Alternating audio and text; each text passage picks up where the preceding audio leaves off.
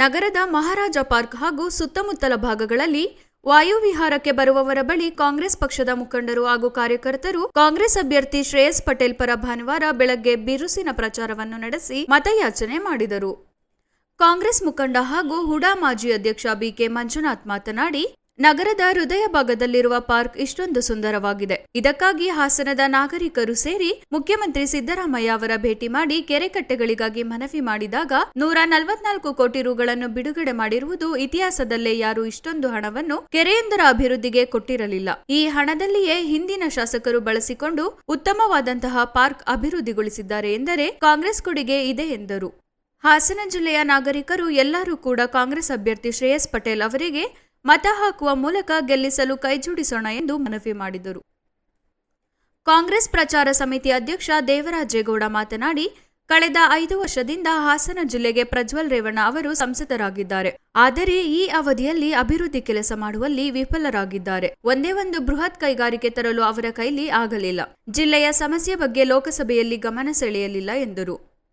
ಈಗ ಪುನರ್ ಚುನಾವಣೆಗೆ ಸ್ಪರ್ಧೆ ಮಾಡುತ್ತಿದ್ದು, ಈಗಾಗಲೇ ಕಳೆದ ಚುನಾವಣೆಯ ಬಗ್ಗೆ ನ್ಯಾಯಾಲಯದಲ್ಲಿದೆ. ಏನಾದರೂ ಆ ಪ್ರಕರಣ ಇತ್ಯರ್ಥವಾದರೆ ಮುಂದಿನ ಪರಿಣಾಮ ಎದುರಿಸಬೇಕಾಗುತ್ತದೆ. ಈ ನಿಟ್ಟಿನಲ್ಲಿ ಹಾಸನದ ಜನತೆ ಈ ಬಾರಿ ಕಾಂಗ್ರೆಸ್ ಪಕ್ಷದ ಅಭ್ಯರ್ಥಿಯಾದಂತಹ ಶ್ರೇಯಸ್ ಪಟೇಲ್ ಅವರನ್ನು ಜಯಶೀಲರನ್ನಾಗಿ ಮಾಡುವಂತೆ ಕೋರಿದರು.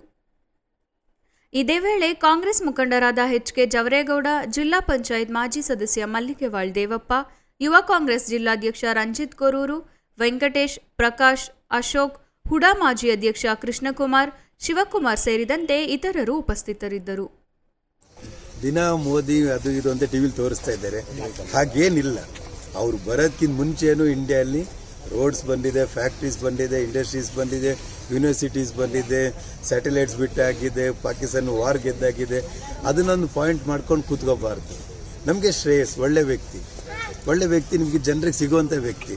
ಮತ್ತು ಈಗಾಗಲೇ ಗೆಲ್ಲಿಸ್ದವ್ರು ನೋಡಿದ್ದೀರಾ, ಯಾವತ್ತೂ ಜನರಿಗೆ ಅವರು ಮೀಟ್ ಆಗೋಕ್ಕೂ ಆಗಿಲ್ಲ, ತಲುಪೋಕ್ಕೂ ಆಗಿಲ್ಲ. ಹಾಗಾಗಿ ಈ ಥರ ಶ್ರೇಯಸ್ಸನ್ನು ಗೆಲ್ಲಿಸಿ ನಮ್ಮ ಜಿಲ್ಲೆ ಅಭಿವೃದ್ಧಿಗೆ ಏನೇನು ಬೇಕು. ಅವ್ರ ತಾತ ಆಗಲೇ ಮಾದರಿಯಾಗಿ ಹೋಗಿದ್ದಾರೆ. ಅವರಿಗೆ ಹಾಸನಿಗೆ ದೊಡ್ಡ ಹಾಸ್ಪಿಟಲ್ ಅವ್ರ ತಾತಂದೇ ಕೊಡುಗೆ. ಈಗೇನು ನಾವು ನೋಡ್ತಾ ಇದ್ದೀವಿ, ಅಷ್ಟು ದೊಡ್ಡ ಹಾಸ್ಪಿಟಲ್, ನೆಕ್ಸ್ಟ್ ಇನ್ಫ್ರಾಸ್ಟ್ರಕ್ಚರ್ ಡೆವಲಪ್ ಆಗಿ ಈ ಮಟ್ಟಿಗೆ ತಲುಪೋಕ್ಕೆ ಮೂಲ ಕಾರಣ ಅವ್ರ ತಾತ ಅವರು. ಹಾಗಾಗಿ ಅವ್ರ ತಾತನ ಗುಣನೇ ಅವರಲ್ಲೂ ಬಂದಿದೆ. ಜನರನ್ನ ಜೊತೆಗೆ ಬೆರೀತಾರೆ, ಜನರ ಕಷ್ಟ ಏನು ಅಂತ ಅರ್ಥ ಮಾಡ್ಕೊಂಡಿದ್ದಾರೆ. ಹಾಗಾಗಿ ಪ್ರತಿಯೊಬ್ಬರು ಈ ಸಲ ಶ್ರೇಯಸ್ ಪಟೇಲ್ಗೆ ಮತ ನೀಡಿ ಗೆಲ್ಲಿಸ್ಬೇಕಂತ ಕೇಳ್ಕೊಳ್ತೀನಿ. ನಾನು ತಾರಾಚಂದನ್, ಜಿಲ್ಲಾ ಮಹಿಳಾ ಕಾಂಗ್ರೆಸ್ ಅಧ್ಯಕ್ಷೆ. ರಾಜೀವ್ ಗಾಂಧಿ ಅವರು ಯುವಕರಿಗೆ ಸಹಕಾರ ಕೊಟ್ಟರು.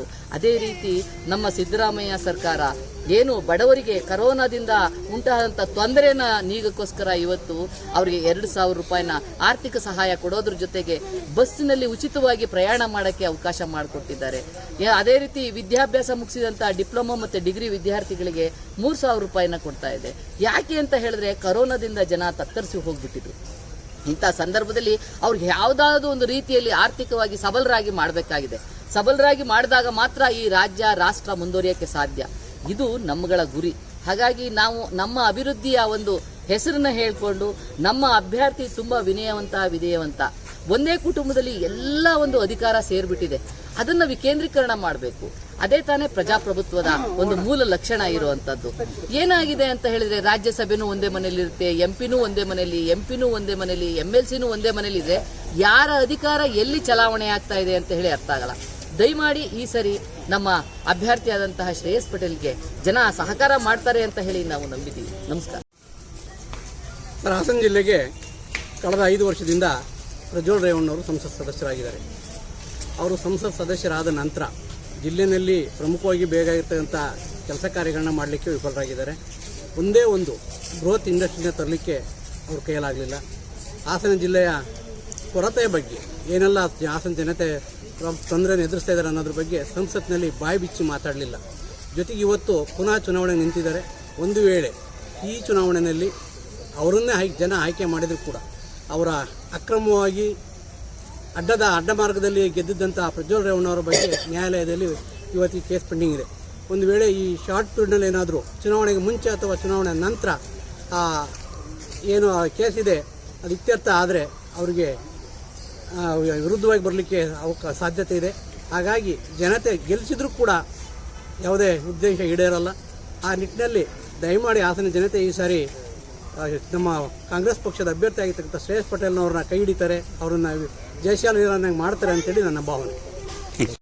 ನೋಡಿ, ಇವತ್ತು ಈ ಪಾರ್ಕ್ ಒಳಗಡೆ ಬಂದು ಪಾರ್ಕ್ ಎಷ್ಟು ಸುಂದರವಾಗಿದೆ ಅಂತಂದರೆ, ಇಷ್ಟು ಸುಂದರ ಆಗಬೇಕಾದ್ರೆ ನಾವೆಲ್ಲ ಹಾಸನದ ನಾಗರಿಕರು ಸಿದ್ದರಾಮಯ್ಯನವ್ರನ್ನ ಭೇಟಿ ಮಾಡಿದ್ವಿ.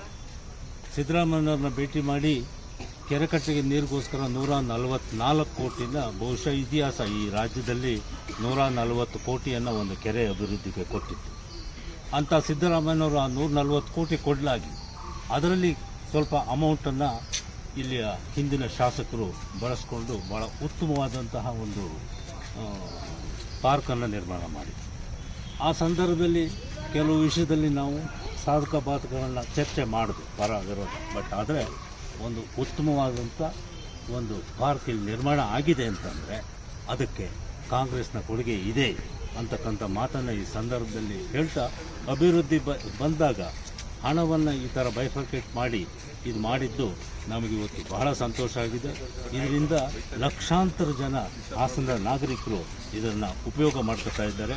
ಅದಕ್ಕೆ ನಾವು ಈ ಸಂದರ್ಭದಲ್ಲಿ ಸಿದ್ದರಾಮಯ್ಯನವ್ರನ್ನ ನೆನ್ಕೊಳ್ತಾ, ಕಾಂಗ್ರೆಸ್ ಪಕ್ಷವನ್ನು ನೆನ್ಕೊಳ್ತಾ, ಇದರ ಅಭಿವೃದ್ಧಿಯಲ್ಲಿ ಸಹಕಾರ ಮಾಡಿದಂಥ ಪಕ್ಷಾತೀತವಾಗಿ ಎಲ್ಲರನ್ನೂ ಕೂಡ ನೆನ್ಕೊಳ್ತಾ ಈ ಕೆಲಸ ಮಾಡಿಕೊಟ್ಟಂಥ ಸಿದ್ದರಾಮಯ್ಯನವ್ರಿಗೆ ಕೃತಜ್ಞತೆ ಸಲ್ಲಿಸಬೇಕು ಅಂದರೆ ನಾವು ಹಾಸನ ನಾಗರಿಕರು ಎಲ್ಲರೂ ಕೂಡ ಕಾಂಗ್ರೆಸ್ಗೆ ಮತ ಕೊಡೋದ್ರ ಮುಖಾಂತರ, ಶ್ರೇಯಸ್ ಪಟೇಲ್ನ ಗೆಲ್ಲಿಸೋದ್ರ ಮುಖಾಂತರ ನಾವು ಕೈ ಜೋಡಿಸೋಣ ಅಂತಕ್ಕಂಥ ಮಾತನ್ನು ಇಲ್ಲಿ ಇರ್ತಕ್ಕಂಥ ಎಲ್ಲ ಪಾರ್ಕ್ ಅಭಿಮಾನಿಗಳೇನಿದ್ದಾರೆ ಅವ್ರ ಪರವಾಗಿ ನಾನು ಎಲ್ಲರನ್ನೂ ಕೂಡ ಈ ಸಂದರ್ಭದಲ್ಲಿ ಮತವನ್ನು ಬೇಡ್ತಾ ಇದ್ದೀನಿ. ವಂದನೆ.